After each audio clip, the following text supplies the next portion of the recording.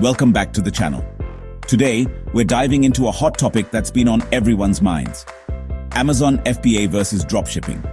Now, both of these business models have exploded in popularity in recent years, and for good reason.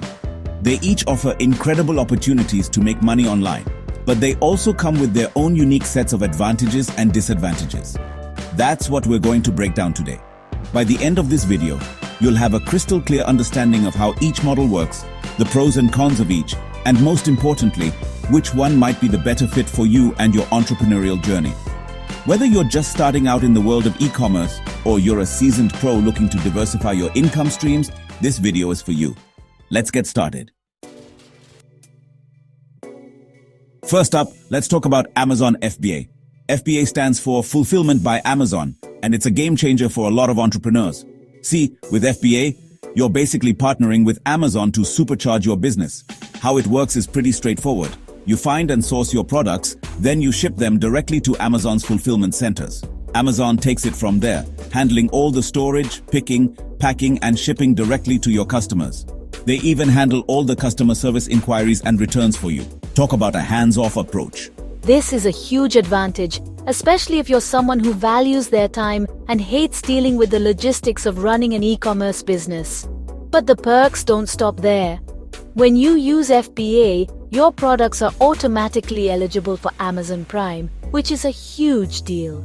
Think about it. Millions of Amazon Prime members are looking for that 2-day shipping guarantee, and they're willing to pay a premium for it. This gives FBA sellers a massive advantage over other sellers because it puts your products right in front of Amazon's most active and loyal customers. It's like having a built-in audience of eager buyers. Now, of course, all of this convenience and selling power comes at a cost. Amazon charges various fees for FBA, including storage fees, fulfillment fees, and referral fees. It's crucial to factor in all these costs when you're calculating your potential profit margins. Another thing to consider is inventory management. Since you're sending your products in bulk to Amazon's warehouses, you'll need to make sure you have enough inventory on hand to meet demand, but not so much that you're racking up unnecessary storage fees. Finding that sweet spot takes some practice and careful planning. Now let's move on to dropshipping. Dropshipping has become incredibly popular in recent years, and for good reason. It's a low-cost, low-risk way to dip your toes into the world of e-commerce. The beauty of dropshipping is that you don't actually hold any inventory yourself. Instead, you partner with a dropshipping supplier who handles all the storage and shipping for you. Here's how it works. You list products on your website or marketplace of choice, and when a customer places an order, you forward that order to your dropshipping supplier. They then ship the product directly to your customer. You never have to touch the product or handle any of the logistics. Pretty cool, right?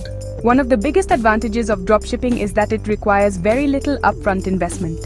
You don't need to buy inventory upfront, which means you can get started with just a laptop and an internet connection. This makes it a very accessible business model for aspiring entrepreneurs who are just starting out. Another huge advantage is the flexibility it offers. You can run your dropshipping business from anywhere in the world, as long as you have a laptop and an internet connection. You're not tied down to any one location or physical inventory. But like with anything else, dropshipping has its own set of challenges. One of the biggest drawbacks is finding a reliable supplier. Your supplier is the backbone of your business, so if they're unreliable or ship out low-quality products, it's going to reflect poorly on your brand. That's why doing your due diligence and vetting potential suppliers thoroughly is so crucial. Another challenge is managing shipping times.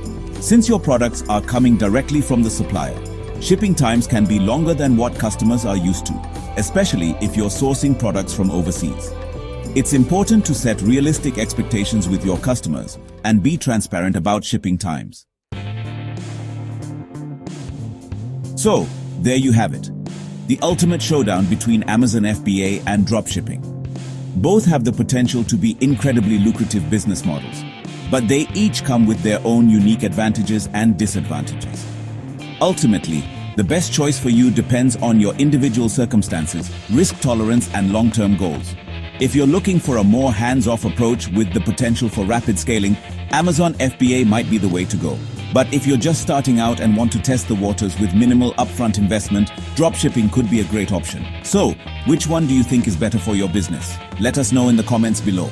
Don't forget to like, subscribe, and hit the bell icon for more insightful videos. See you next time.